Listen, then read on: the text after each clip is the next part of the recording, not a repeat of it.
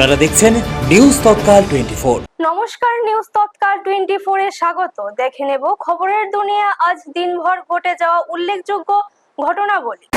কেন্দ্রীয় বাণিজ্য মন্ত্রী পীযূষ গোয়াল ভারত যুক্তরাজ্য বাণিজ্য চুক্তির বাস্তবায়ন নিয়ে আলোচনার জন্য যুক্তরাজ্য সফরে গেছেন।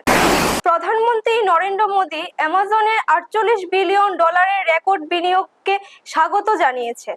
নয়াদিল্লিতে অ্যামাজনের সিইও অ্যান্ডি জেসির সঙ্গে বৈঠকের পর তিনি বলেন, এই বিনিয়োগ যুব সমাজে নতুন কর্মসংস্থানের সুযোগ সৃষ্টি করবে।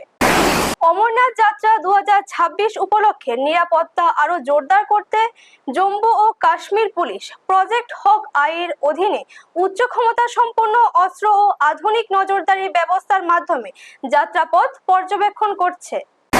1975 সালের জরুরি অবস্থা ঘোষণার 51তম বার্ষিকীতে প্রধানমন্ত্রী নরেন্দ্র মোদী এটিকে ভারতের ইতিহাসের অন্যতম কালো অধ্যায় বলে অভিহিত করেছে এবং গণতান্ত্রিক মূল্যবোধ রক্ষার আহ্বান জানিয়েছে।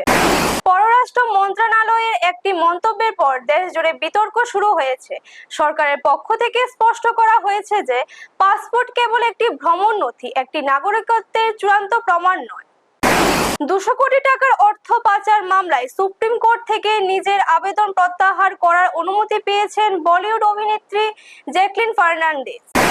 ভারত ও আয়ারল্যান্ডের মধ্যে টি-20 সিরিজের প্রথম ম্যাচ আগামীকাল বেলফাস্টে অনুষ্ঠিত হবে।